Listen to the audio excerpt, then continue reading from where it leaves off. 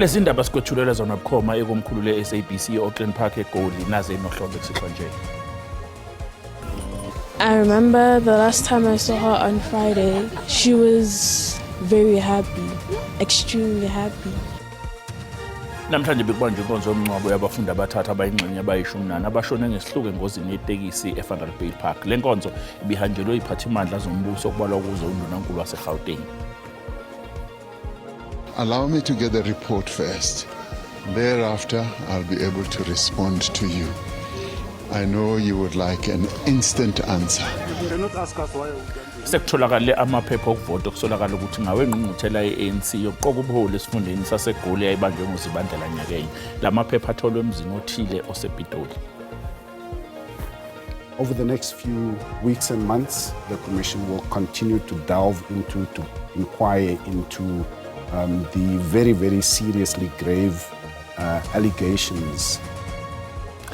Iyabuya kusasa ikhomishana eholwa ijaji eselathatha umhlala phansi uMbuyiseli Madlanga ephenya ngensolo ezenziwa umkhuzo wamaphoyisa kwaZulu-Natal uLieutenant General Nhlanhla Mkhwanazi zokuqhambukela kwamaqembu emgulukudu nosombusazwe emsebenzini wamaphoyisa.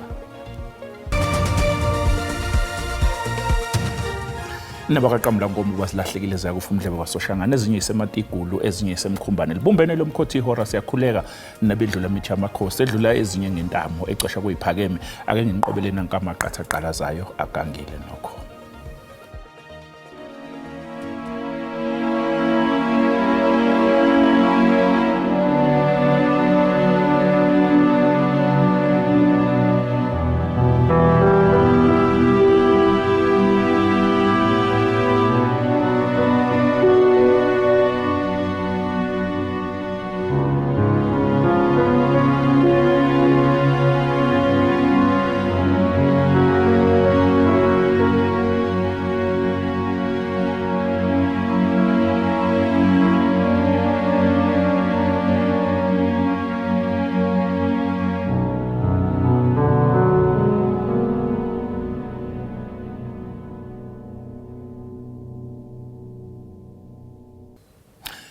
Imndeni yabangani kanye nomphakathi osesibukeni bebebuthene namhlanje ukuzobeka endaweni yokugcina abafundi abathathu kwabayishumi abashone engozini yetekisi neloli nekuyingozi yenzeke ngomsombuluko ekuseni eVanderbilt Park eVale. Gqoke izingubo ezimnyama njengophawu lokulila bebehambele inkonzo yomngcwabo yabafundi abashone engozini yetekisi neloli.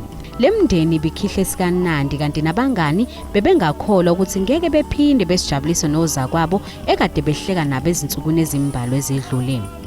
I remember the last time I saw her on Friday, she was very happy, extremely happy.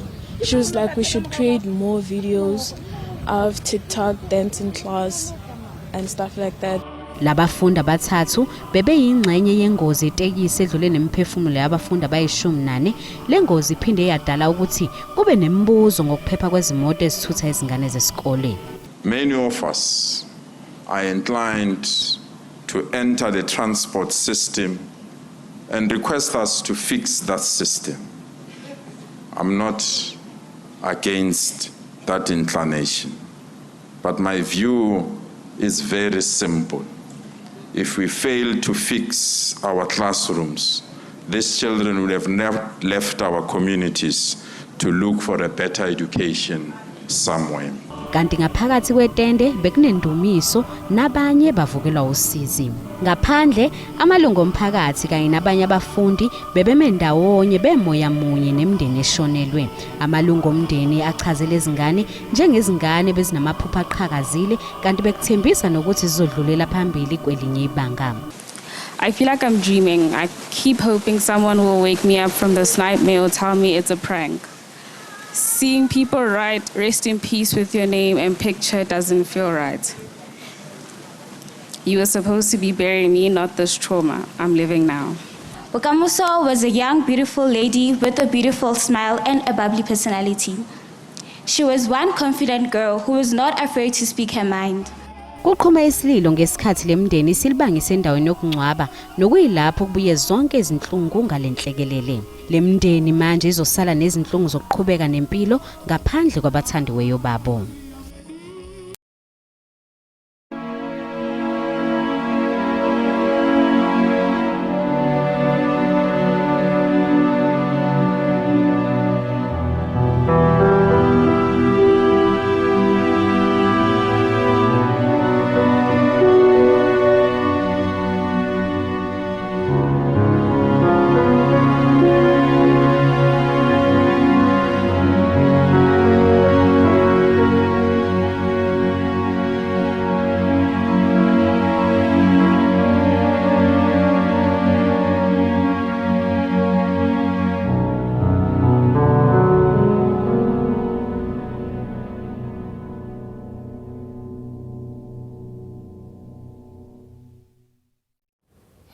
Sekutholakale amaphepha okuvota okusolakala ukuthi ngawe ingqungquthela ye-ANC yokuqoka ubuholi esifundeni iGoli yayibanjwe ngoZibandlela nyakenye kubikwa ukuthi lamaphepha atholwe emzini othile osePitoli.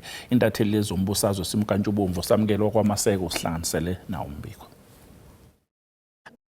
Nonogada be-ANC sebeshaqe amaphepha okuvota esifunda sengqungquthela ye-ANC saseGoli. Lamaphepha atholakale kulomuzi okuwumuzi walowo phethe inkampani ekade yengamele lolukhetho lesifunda saseGoli. Lamaphepha atholakale embileni emzini wakhe la utshale khona kungamele abe khona. Kodwa unobhala jikelele we-ANC ufikile embalula kumele aphenye.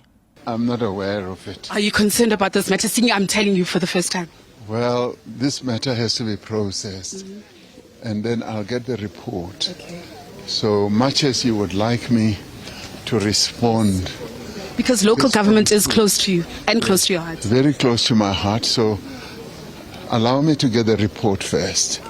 Thereafter, I'll be able to respond to you. I know you would like an instant answer, but some of these matters one has to give consideration to. Ngenkathi abakaNtsasane kanye nonogada be-ANC befika kulomuzi kanye futhi noKhumbuzo Nthaveni oyena ophethe abaholi be-ANC esifundazweni saseGauteng abaqhamuka kwisigungu esiphezulu kanye noSihlezi Kalala bafice abakaNtsasane bajombe udonga kulomuzi olandelayo bengena ngaphakathi ukuze bezowathola lamaphepha okuvota efihlwe embileni kumele engabe abekwe endaweni ekahle ephephile esentini. Allow him to take them. No, Chief. No.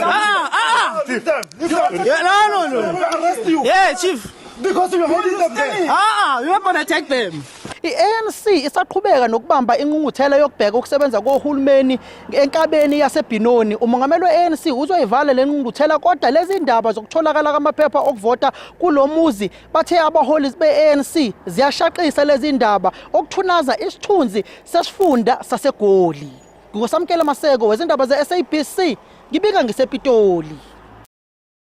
Kusenjalo i-African National Congress isungule ithimba elizolwa ney'nkinga zohulumeni bey'ndawo ngenselelo ey'bhekene ney'nhlaka zombuso. Leli thimba lizosebenza kusukela ohlakeni lweqembu likazwelonke lize lifike ezingeni ley'funda. Iqembu liyimisela ukunqoba kuwona wonke amawadi komasipala abangama257. Umhlangano wesigungu esiphezulu saleli qembu usanda kuphothulwa eBoksburg.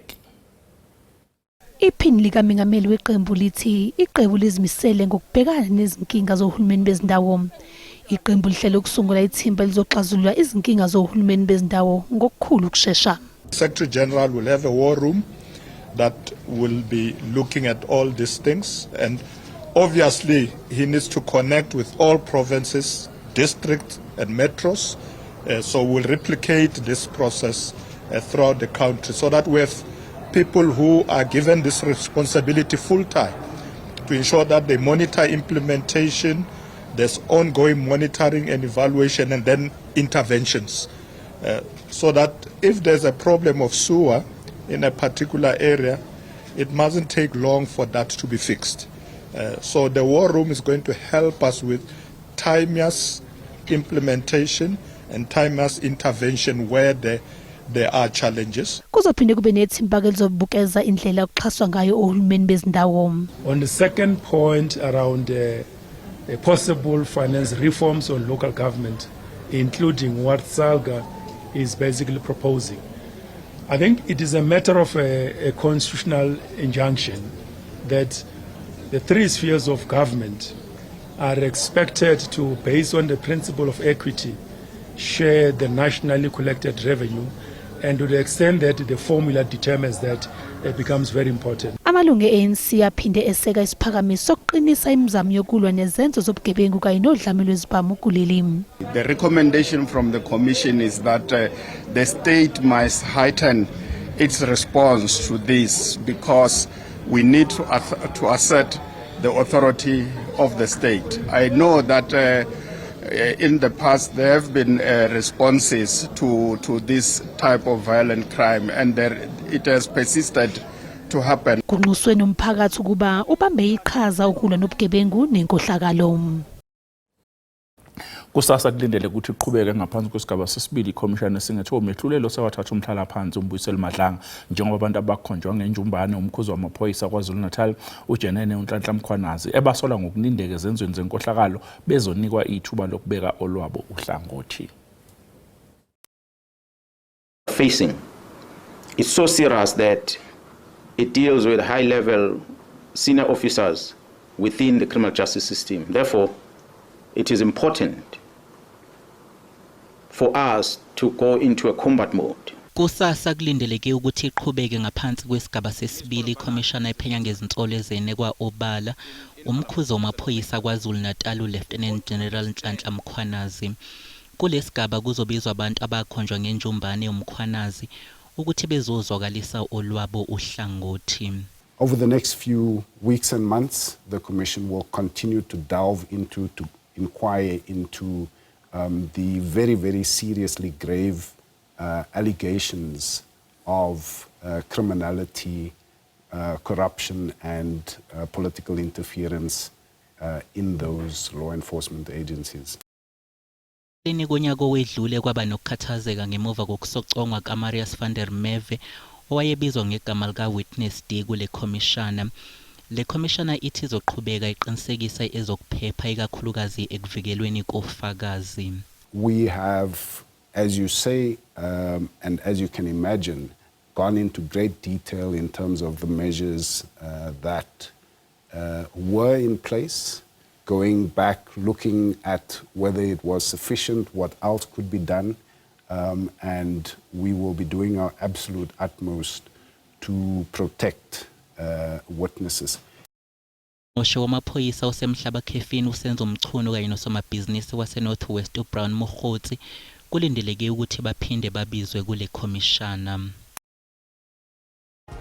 Mbukele sasiqwayitola noma wesibuya sizokuphathela udaba oluthi danger if he is let out on bail he would This matter is not about me.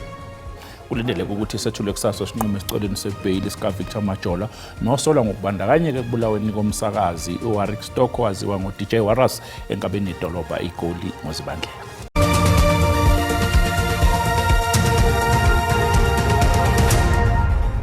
Asibingelela sikwamukele mbukeli mongabusana kungena udabeni oluphambili besibike ukuthi namhlanje bekubanjwe inkonzo yomngcwabo yabafundi abathathu abayingxenye abayishumi-4 abashone ngesihluku engozini yetekisi eVanderbijl Park. Le nkonzo ibihanjelwe yiphathimandla zombuso okubalwa kuzona uNdunankulu waseGauteng Banyazalisa Ufi. Asikukhumbuzeke mbukele ukuthi lezi ndaba ziyatholakala ku-YouTube naku-SABC Plus. Wena kumele ukwenze ngena kuzo uyicenga amagama athi SABC izindaba nakanjani uma siqeda nje ukuyisakaza ozwa kwethu bazokufakela zona uzoyithola ngobunjalo bazo. Akusensuku zatshwala ikomiti lasephalamende liphenya insolo ezenziwa ukhomishana wamaphoyisa KwaZulu-Natal uLieutenant General Nhlanhla Mkhwanazi liphothule umsebenzi walo njengoba selisalelwe insuku ezi10 kuphela. Yize kunjalo akacaci ukuthi umphenyi wamacala ozimele uPaul O'Sullivan igama lakhe belisematheni kofakazi abaningi ukuthi uzovela yini ukuzophekwa ngembuzo ileli komiti. Ungaqiniseki malunga nokuvela komphandi wabucala uPaul O'Sullivan. Le komiti ithi sele yenze izicwangciso ukuqinisekisa ukuba akukho xesha liza kuyilahlekela. So next week, Tuesday, we had planned to feature Mr. Paul O'Sullivan. It's Tuesday and Wednesday. And we had said it's our decision that in the event we are not able to get him on those days, there should be other activities happening. Ulikhanyene kwalumkise ngokuba le komiti ngoku kufuneka ileqe ixesha kanye xa kusele intsuku ezingephi ukuba iqukumbele umsebenzi wayo. Uthi iza kubaleka kakhulu indibano eza kuhlala kule veki ukubheka phambili. From next week, Monday, the committee will be left exactly with 10 days to conclude the hearings. Le komiti ithi isigqibo sokugqibela sokuba uPaul O'Sullivan uza kunikezela ngobungqina kusini na ngolwesibini nangolwesithathu kulindeleke sigqitywe ngomvulo. uSullivan sele etshilo ukuba akazukunikezela ngobungqina phambi kwale komiti ngaphandle kokuba uyavunyelwa enze njalo ngobuxhaka-xhaka bale mihla. Uthi umkile eMzantsi Afrika ngokwesicwangciso sakhe ebesenze kwakudala esiya kwelaseCyprus, eIreland, e-UK naseFrance, yaye umile kwelithi akazukuba seMzantsi Afrika de kube sekupheleni kukaFebruwari. Kwiindaba ze-SABC ndingumkhokheli bandla ndisepalamente.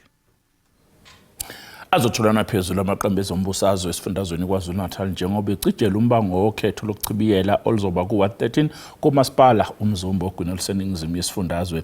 Usihlalo weqembu ye-IFP uThami Ntuli uthi bakulungele ukuthela othulini wonke amaqembu kwelokuchibiyela. Njengeqembu lenkatha njengoba silapha emkhankaso kuzoba nokhetho lokuchibiyela, kodwa umuntu uyafuna ukuphawula ukuthi asikhulumi ngokhetho lokuchibiyela kuphela. Sesiqala umkhankaso ka-2026 besihlangene nabaholi bonke balapha ogwini komasipala wasemzwabantu, abanye basuka eMdoni, abanye basuka eRainkonyeni, abanye besuka khona lapha la besixoxa khona ukuthi njengenkatha inhlelo zethu la zimi kanjani zokuxhumana nemphakathi njengoba silapha la ekhaya. Sifica inkinga enkulu yentuthuko njengoba sibona izindlu nje ukuthi zidinga ukuba singenelele ngokukhulu ukusheshsha ngoba basala ngaphandle ohlelo lwezindlu ngenxa yomgwaqo indaba yongena. Siyazi ukuthi izinkinga ke ikhona kumgwaqo namanzi abantu abasakhala kakhulu ngazo emakhaya. Manje ke siyabuka nje ngoba induna isisibikela ukuthi la ngenhlahla sebetholile indawo la kululu kufinyeleleka khona bavumile ukusuka kule ndawo ongangeneki kuyona. Kodwa udaba lwentuthuko nje ukuthi imigwaqo ifinyelele emphakathini udaba ofanele silixoxe njengoba sesisungule umkhandlu obhekelele inqalazinda. Udaba lamanzi kufanele sandise la kusuka khona umthamo wamanzi. Kulindeleke ukuthi sethulwe kusasa isinqumo esicelweni sebheli sika Victor Majola nosolwa ngokubandakanyeka ekubulaweni komsakazi iWarwick Stock owaziwa ngoDJ Waras enkabeni nedolobha iGoli ngozibandlela. uMajola oneminyaka engama-44 ubudala umnikazi wamatekisi kanti uyayiphika insolo zokuthi wacija itulo lokubulawa kaDJ Waras njengoba ethi wayeseSoweto wena ngesikhathi sokubulawa kwakhe. Kepha umbuso watshela inkantolo ukuthi unemfanekiso ye-CCTV ekhombisa uMajola ehleli nabanye abasolwa ngaphandle kwesakhiwo uDJ Waras ayiphuma kuso kanye nokuthi kwatholakala imininingwane yemoto yakhe kumakhalekhukhwini kaMajola. Amaphoyisa asaqhubeka ke nokuthungatha abanye abasolwa ababili kulesigameko.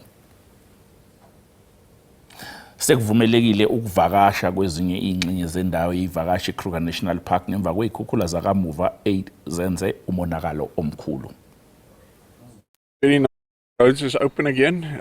It's a pity all the roads is not accessible because of the rain. The gravel roads is not accessible. But we had a good day. We had some sightings of lion this morning. We had an elephant, saw crocodile. Looking forward to be able to access all the roads again. We do have a situation. There are no tourists that are marooned in the park at all. However, we do have a situation of over 500 staff that are still cut off. Their well-being is being looked after. We are delivering food parcels to them, but as the water subsides, we'll have to make a plan of moving them out of those camps. Umnyango wezemvelo KwaZulu-Natal uhlose ukuhlinzeka abalimi ngemigomo yesifo samatele ngasekuqaleni kuKandasa. Lesifundazwe isona esinezibalo eziphezulu zokusukuleleka ngalesi sifo. Abalimi abasebancane kanye nabalimi abenza inzuzo babhekene nokubheduka kwesifo. Senza kube nzima embonini yenyama kanye neyobisi. Intengo yenyama kuthiwa isinyuke ngo-30% ngenxa yalesifo. Impilo yasemakhaya nayo isiphazamisekile. Inhlangano ye-African Farmers Association of South Africa ithi inamalungu angu-600 alinde ukuthola umgomo.